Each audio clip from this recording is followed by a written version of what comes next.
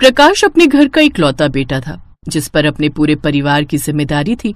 वो घर खर्च चलाने के लिए एक फैक्ट्री में कम तनख्वाह में काम करता था। प्रकाश के परिवार में उसकी माँ बाबा, पत्नी, बहन और एक बेटा बेटी भी थे। जैसे तैसे गरीबी में उनके घर का गुसर बसर चल रहा था।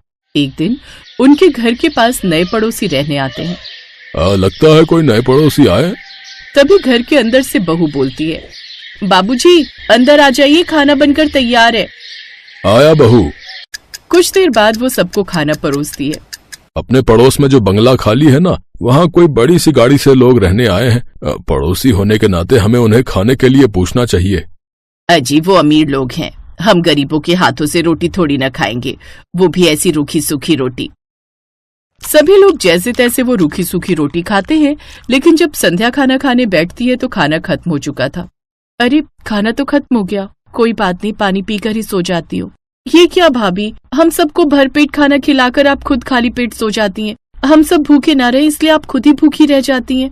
हम अपनी गरीबी के कारण तुझे ढंग से खाना तक नहीं दे पाते बहू। ऐसी बात नहीं है माँ जी, और वैसे भी आप सब मुझसे इतना प्यार करते हैं, तो खाना आप लोग खाओ या मैं खाऊं, क्या ही फर्क पड़ता है। अपनी बहू की बातें सुन सास की आंखें नम हो जाती हैं। संध्या बहुत ही अच्छी थी, वो अपने परिवार की आर्थिक तंगी अच्छे से समझती थी। ऐसे ही कुछ समय बीत जाता है। एक रोज, सुनिए ना, घर में ना तो राशन है और ना ही सब्जी, अब खाने में क्या बनाऊं, माँ जी की दवाई भी लानी है। ये सुनकर प्रकाश अपनी जेब में हाथ डालता है तो एक फटा पुराना 100 रुपए का नोट निकलता है। अभी इसी से काम चला लो। ठीक है जी। वो बाजार जाती है जहाँ अपनी सास की दवाई लेने के बाद थोड़े से पैसे बचे हैं, इसी से सब्जी ले लेती हूँ। भैया 1 किलो बैंगन देना। जैसे ही वो सब्जी वाला उसे सब्जी देता है तो संध्या उसे 30 रुपए देती है, तो वो सब्जी वाला उसकी खूब बेइज्जती करता है। तेरा दिमाग खराब हो गया क्या? ये इतने से पैसे, इसके 80 रुपए हुए हैं। लेकिन अभी तो आप आवाज लगा रहे थे ना 30-30 रुपए। अरे वो तो मैं 30 रुपए की मिर्च के लिए आवाज लगा रहा था, चल जाए यहाँ से। ये कहकर वो सब्जी वाला उसे जोरदार धक्का मारता है। वो गिरने वाली थी कि तभी पीछे से एक अमीर औरत उसे थाम लेती है। आप ठीक तो है ना? अरे संध्या तुम? पूर्वी तू? कैसी है तू? तुझे देखे हुए बरसों हो गए। मैं खुद भी तुझे कितने सालों बाद देख रही हूँ। चल तू मेरे साथ मेरे घर चल, हम दोनों सहेलियां आज मिलकर ढेर सारी बातें करेंगे।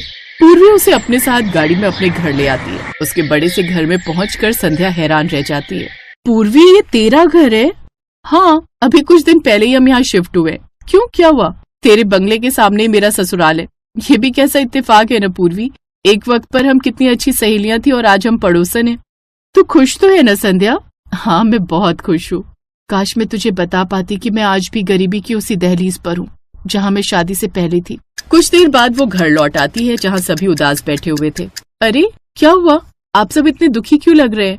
और प्रकाश जी, आप इतनी जल्दी घर लौट आए? हम गरीबों पर ना जाने कब तक भगवान दुखों का ढेर लगाता रहेगा। बहू, प्रकाश को उसके काम से निकाल दिया है उसके मालिक ने।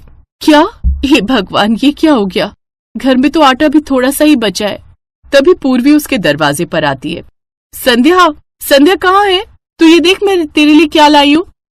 अरे ये तो पूर्वी है। वो अंदर आ गई और हम सबको ऐसा खाना खाते हुए देख लिया तो बहुत दुख होगा उसे, इसलिए वो खुद ही जल्दी से दरवाजे पर जाती है और सब्जी पकड़ लेती है। हाँ कहो पूर्वी, वो मैंने अपने पति के लिए शाही पनीर की सब्जी बनाई थी, फिर याद आया तुझे भी ये बड़ी पसंद है, इसलिए तेरे लिए भी ले आई। ओह अच्छा, शुक्रिया। वो दरवाजे से ही सब्जी पकड़ती है और पूर्वी वहाँ से वापस चली जाती है। संध्या वो सब्जी लेकर अंदर आती है। बहू, ये तो अपने सामने वाली पड़ोसन है ना? वो पड़ोसन होने के साथ साथ मेरी बहुत अच्छी सहेली भी है, मेरी बचपन की दोस्त, मेरी पक्की सहेली। अरे वाह, ये तो बहुत ही अच्छी बात है भाभी, आपकी सहेली आपके पड़ोस में जो रहने आ गई। माँ सब्जी दो ना, इसमें से तो बहुत अच्छी खुशबू आ रही है। हाँ बेटी, अभी देती हूँ। संध्या सभी को वो सब्जी परोसती है। आज पहली बार गरीब ससुराल वालों ने इतनी अच्छी सब्जी खाई थी। वो सभी वो सब्जी खाकर बड़े खुश थे। उधर पूर्वी अभी भी संध्या के बारे में सोच रही थी। कुछ तो बात है जो संध्या मुझसे छुपा रही है। आज भी उसने मुझे घर के अंदर आने नहीं दिया और न ही अपने ससुराल वालों से मिलवाया। जरूर कोई बात है जो वो मुझसे छुपा रही है, लेकिन वो मुझे ऐसे नहीं बताएगी। अब मुझे खुद ही उसके घर जाना होगा। अगले दिन वो संध्या के घर जाती है और उनके लिए कुछ गिफ्ट्स भी लेकर जाती है। नमस्ते माँ जी, मैं पूर्वी हूँ, आपकी बहू संध्या की सहेली। हाँ हाँ, बहू ने बताया था। बिटिया आओ, यहाँ बैठो ना। बूढ़ी सरला अपनी साड़ी के पल्लू से कुर्सी साफ करती है, लेकिन पूर्वी जमीन पर ही बैठ जाती है। अरे ये क्या, आप तो जमीन पर बैठ गई, कुर्सी पर बैठिए ना। हम तो गरीब हैं, हम लोगों की आदत है जमीन पर बैठने की, लेकिन एक अमीर घर की नींव भी तो जमीन ही होती है ना। चलिए अब आप सब खाना खा लीजिए, मैं आप सबके लिए खाना और ये कुछ गिफ्ट्स भी लाई हूँ। खाना? थैंक यू आंटी, मुझे तो बहुत तेज भूख लगी थी। पिछले कुछ दिनों से हमने ठीक से रोटी भी नहीं खाई, सिर्फ एक एक रोटी ही खा रहे थे और कल से तो कुछ भी नहीं खाया। चुप हो जाओ अनु, उसे क्यों चुप करवा रही है? वो जो कह रही है उसे कहने दे। संध्या, हम दोनों बचपन से साथ में पढ़े, बचपन की दोस्ती जवानी तक रही और अब तुमने एकदम से मुझे यूं पराया कर दिया। मुझे ये सब बताना भी जरूरी नहीं समझा? तूने मुझे इस लायक भी नहीं समझा कि सच बता सके? वो बात नहीं है पूर्वी, बस मैं तुझे ये सब बताकर परेशान नहीं करना चाहती थी। तो अब तू मुझे मेरी मदद करने के लिए मना नहीं करेगी। जीजा जी, आप ये कुछ पैसे रखिए और इससे खुद का कोई काम शुरू कर दीजिए। लेकिन मैं ये कैसे रख सकता हूँ? काम चल निकला तो वापस कर देना, नहीं तो छोटी बहन समझकर रख लेना। तुम सच में बहुत अच्छी हो पूर्वी। दोनों सहेलियां एक दूसरे के गले लग जाती हैं। अब प्रकाश खुद का किराने का काम शुरू कर देता है, जिससे उसे अच्छी कमाई होने लगती है और कुछ ही दिनों में वो पूर्वी के पैसे भी लौटा देता है। अब वो भी अपना बड़ा पक्का घर बनवा लेते हैं और इस तरह अब दोनों सहेलियां आसपास खुशी खुशी रहती हैं।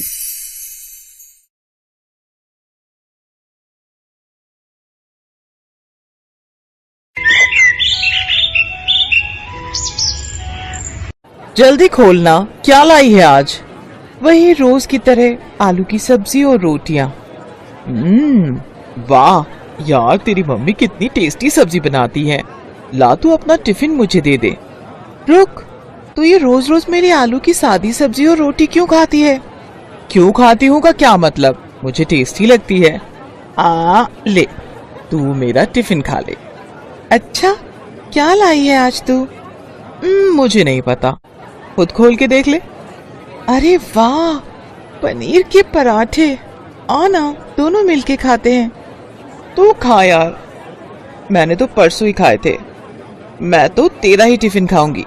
ये कहानी है इन्हीं दो सहेलियों की, गरिमा और अंकिता।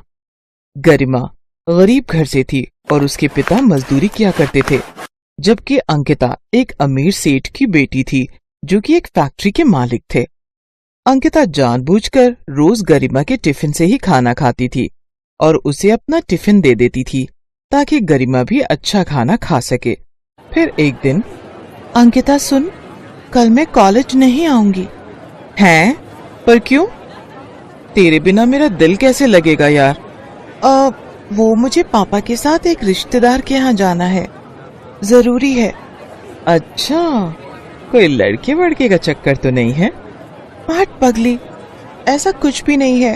वो पापा के चाचा है ना, वो बहुत बीमार है, तो पापा के साथ बस उन्हें ही देखने जाना है। अच्छा, परसों तक तो आ जाएगी ना? हाँ, मैं कल शाम को ही लौट आऊंगी, तू चिंता मत कर। अच्छा तो चल फिर एक काम करते हैं, मैं शाम को तेरे घर आती हूँ, साथ में गोलगप्पे खाने चलेंगे, क्या बोलती है? डन, बट टाइम से आ जाना, हर बार लेट करती है तू। अंकिता को पैसों की कोई कमी नहीं थी, लेकिन इस बात का उसे जरा भी घमंड नहीं था और अंकिता की यही बात गरिमा को सबसे अच्छी लगती थी। पढ़ाई में अंकिता ठीक ठाक थी, जबकि गरिमा पढ़ाई में बहुत होशियार थी। इसीलिए परीक्षाओं के दिनों में गरिमा अंकिता की पढ़ाई में बहुत मदद करती थी। फिर उसी शाम, गरिमा, ओ गरिमा, बाहर आना। अरे अंकिता, कैसी हो बेटी? नमस्ते अंकल, मैं ठीक हूँ, आप कैसे हैं? नमस्ते, मैं ठीक हूँ बेटी। अच्छा, वो आपके चाचा जी कैसे हैं अब? बस बेटी, अंतिम सांसें गिन रहे हैं, उम्र भी तो हो गई है ना। जी अंकल, वो गरिमा। ले, आ गई मैं। पापा, मैं जरा थोड़ी देर में आती हूँ। ठीक है, पर ज्यादा देर मत करना। अंकिता गरिमा को अपनी कार में बिठाकर बाजार ले गई और दोनों ने जी भरकर गोलगप्पे खाए। फिर दोनों काफी देर तक बातें करती रहीं, जिस वजह से गरिमा को घर लौटने में देर हो गई। और फिर, गरिमा, तुम मेरी बात क्यों नहीं सुनती? पापा प्लीज, अब फिर से वही बातें मत शुरू करना आप। क्यों ना करूं? तेरे कहने पर मैं उस अंकिता के सामने कुछ नहीं कहता, पर बेटी तू मेरी बात समझ, ये सारे पैसे वाले एक जैसे ही होते हैं। पहले खुद ही हमारे भले बनते हैं और फिर पर पापा अंकिता वैसी नहीं है, मेरा यकीन कीजिए। तुझे मैंने लाख बार समझाया है, तू उसे पढ़ाती है ना, बस इसीलिए वो तुझसे दोस्ती का दिखावा करती है। तू देखना, एक दिन जब उसका मतलब निकल जाएगा ना, तो वो तुझसे बात तक नहीं करेगी। इधर किशोर गरिमा को समझा रहा था तो दूसरी तरफ अंकिता के पापा सेठ अमरलाल भी गुस्से से अंकिता का इंतजार कर रहे थे। कहाँ गई थी अक्कू? वो मैं और गरिमा गोलगप्पे खाने गए थे पापा, बस मेन मार्केट में। अरे तो मुंशी जी को कह दिया होता, यही मंगवा लेते तुम्हारे लिए गोलगप्पे। पापा पर गोलगप्पे खाने का मजा तो ठेले पर खड़े होकर ही आता है, और फिर कल गरिमा बाहर जा रही है तो। ओहो अंकिता, मैंने तुम्हें 1000 बार समझाया है, उस फटीचर से दूर रहो तुम। तुम्हारे स्टैंडर्ड को सूट नहीं करती वो। पापा प्लीज, वो मेरी दोस्त है, उसके बारे में तो ऐसा मत बोला कीजिए आप। बेटी इस बात को गांठ बांध लो, अमीर और गरीब कभी दोस्त नहीं हो सकते। उसकी नजर तुम्हारे पैसों पर है, तुम उसे घुमाती फिराती खूब खिलाती पिलाती हो, तो बस इसीलिए वो तुम्हारे साथ दोस्ती का नाटक कर रही है। देखना एक दिन आएगा और वो कोई ना कोई बहाना बनाकर तुमसे पैसे मांगेगी। पापा गरिमा बहुत खुददार है, ऐसी नहीं है वो। ये तो वक्त ही बताएगा बेटा कि कैसी है वो। फिलहाल तुम उससे दूर रहो, क्योंकि मैं तुमसे कह रहा हूं। अंकिता गुस्से में वहां से चली गई। अमरलाल भी अपने कमरे की तरफ बढ़ गए, लेकिन उन दोनों के अलावा भी वहां कोई था जो ये सब देख और सुन रहा था। असल में अंकिता गरिमा के घर अपना पर्स भूल आई थी, जिसे वापस देने के लिए गरिमा अंकिता के घर आई थी। लेकिन वो घर के दरवाजे को पार न कर सकी, क्योंकि उसने वहीं पर अंकिता और अमरलाल की सारी बातें सुन ली थी। वो उदास होकर अपने घर चली गई, लेकिन इस बारे में उसने अंकिता से कभी कुछ नहीं कहा, और ना ही गरिमा और अंकिता की दोस्ती में कोई फर्क आया। ऐसे ही वक्त बीता और फिर कॉलेज का आखिरी साल भी पूरा हो गया। कॉलेज के आखिरी दिन अंकिता पूरे कॉलेज में गरिमा को ढूंढ रही थी, लेकिन गरिमा का कहीं कुछ अता पता नहीं था, क्योंकि वो तो अस्पताल में थी। डॉक्टर साहब प्लीज मेरे पापा को बचा लो। देखो बेटी, हम पूरी कोशिश कर रहे हैं, पर इनकी तबीयत बिगड़ती जा रही है। आप जल्द से जल्द 2 लाख रुपए का इंतजाम करो, वरना हम इनका ऑपरेशन नहीं कर पाएंगे। नहीं नहीं, आप ऑपरेशन शुरू कीजिए, मैं पैसों का इंतजाम करती हूँ। गरिमा अपने रिश्तेदारों और पड़ोसियों से मदद मांगती है, लेकिन सभी ने हाथ खड़े कर दिए। गरिमा ने सोच लिया था कि अब वो अपना मकान गिरवी रख पैसों का इंतजाम करेगी, लेकिन तभी उसे अंकिता का ख्याल आया। ओहो, अंकिता को तो मैंने कुछ बताया ही नहीं, वो मुझे ढूंढ रही होगी। ऐसा करती हूँ, एक बार उससे मिल लेती हूँ और सारी बात बता देती हूँ। हो सकता है मकान गिरवी रखवाने में वो कुछ मदद कर सके। ये सोचकर गरिमा अंकिता के घर पहुंची, तो वहाँ उसका सामना अंकिता की जगह उसके पिता अमरलाल से हुआ। हाँ बताओ, क्या बात है? अंकल जी, वो मुझे अंकिता से मिलना था। वो अपने मामा के घर चली गई है और अब वो वहीं रहेगी, तो तुम्हें उसे ढूंढने या मिलने की कोशिश करने की कोई जरूरत नहीं, समझी तुम? वो तुमसे कोई वास्ता नहीं रखना चाहती अब से। ये बात सुनकर गरिमा को बहुत बड़ा झटका लगा और उसे अपने पिता की कही बात याद आने लगी। तो उसे पढ़ाती है ना, इसीलिए वो तुझसे दोस्ती का दिखावा करती है। तो देखना, एक दिन जब उसका मतलब निकल जाएगा ना, तो वो तुझसे बात भी नहीं करेगी। गरिमा को लगा कि उसके पापा सही थे। अंकिता ने उसे कभी अपना दोस्त माना ही नहीं था, इसीलिए तो वो उससे बिना कुछ कहे जब मिले ही वहाँ से चली गई। ठीक है अंकिता, तुझे लगता है कि मैं तेरी दोस्ती के लायक नहीं ना, तो अब देखना तू, मैं भी खुद को साबित करके दिखाऊंगी और उसके बाद ही तेरा चेहरा देखूंगी। गरिमा की आंखों में आग थी। उसने ठान लिया था कि अब वो कुछ बनकर ही दिखाएगी। जब उसके पापा ठीक होकर घर वापस आ गए, उसके बाद से ही उसने दिन रात एक कर दिया और पूरी लगन के साथ यूपीएससी की तैयारी में जुट गई। गरिमा ने पहले ही अटेम्प्ट में यूपीएससी क्लियर किया और कुछ ही सालों के अंदर वो एक कलेक्टर बन गई। जैन मैम। जय हिंद Manish, how are you? I am good ma'am. बताइए, आप मुझसे मिलना चाहते थे? जी हाँ जी, वो कल दौरे पर आपने मेरे टिफिन के पनीर के पराठे खाए थे। आपको वो पराठे बहुत अच्छे लगे थे ना, तो मैंने आज आपका डिनर फिक्स किया है अपने घर पर। Me and my wife will be very happy ma'am. अगर आप आते हैं तो हाँ, क्यों नहीं, इट्स माई प्लेजर। तो आज की शाम पनीर के पराठों के नाम। ठीक है मैम, शाम को मिलते हैं। लाल बत्ती लगी गाड़ी से गरिमा एसपी मनीष के घर पहुंची। मनीष ने उसे गेट पर रिसीव किया और फिर मनीष ने गरिमा से कहा, ma'am, meet my dear wife Ankita. पूरे 5 सालों के बाद अंकिता और गरिमा एक दूसरे के सामने खड़े थे। दोनों एक दूसरे को देखकर हैरान थे। तभी गरिमा ने मनीष से कहा, sorry Manish, I have to go. मुझे कुछ जरूरी काम याद आ गया। बहुत अर्जेंट है। मनीष कुछ कह पाता उससे पहले ही गरिमा तेज कदमों से चलते हुए अपनी गाड़ी में बैठ गई। वो गुस्से से लाल थी तो दूसरी तरफ अंकिता वहीं दरवाजे पर खड़ी खड़ी रोने लगी। इस बात को कई दिन बीत गए। फिर एक दिन जब किसी जगह दंगे की स्थिति पैदा हो गई थी तो मनीष वहाँ सिचुएशन को कंट्रोल करने में लगा था।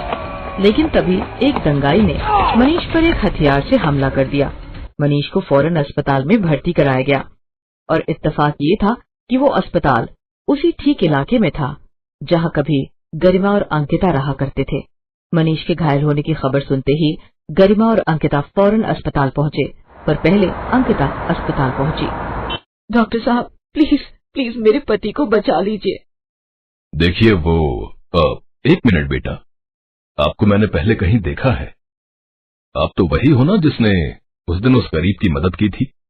हाँ, अंकिता, यही है ना आपका नाम? हाँ जी सर, पर आपने वो बात किसी को बताई तो नहीं ना? नहीं बेटी, पर तुम्हारी दोस्त आई थी बाद में। उसके हाथ में पैसे थे।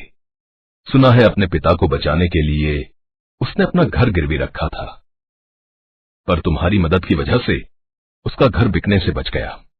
मैंने उसे नहीं बताया कि उसके पिता के ऑपरेशन के लिए सारे पैसे तुमने दिए थे। नहीं सर, वो मेरे पापा के पैसे थे। अपनी दोस्त के पापा की जान बचाने के लिए असल में मुझे अपनी दोस्ती गिरवी रखनी पड़ी।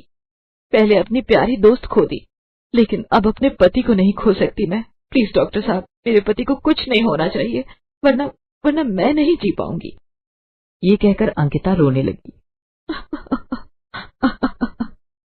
लेकिन तभी उसके कंधे पर किसी ने हाथ रखा। अंकिता ने पलटकर देखा तो वो गरिमा थी। तेरे साथ भगवान कभी कुछ गलत नहीं कर सकता, क्योंकि हमेशा तू ही सही थी मेरी बहन। गरिमा की बात सुनकर अंकिता फौरन उसके गले लग गई और उन दोनों को देखकर मनीष भी मुस्कुरा दिया, जिसे डॉक्टर साहब ने पहले ही खतरे से बाहर बताया था। Best buddies. Hello friends, thanks for watching this video. अगर आपको ये वीडियो पसंद आया है तो प्लीज लाइक, सब्सक्राइब, कमेंट्स करें इस वीडियो पर, और हाँ, शेयर करना भी ना भूलें।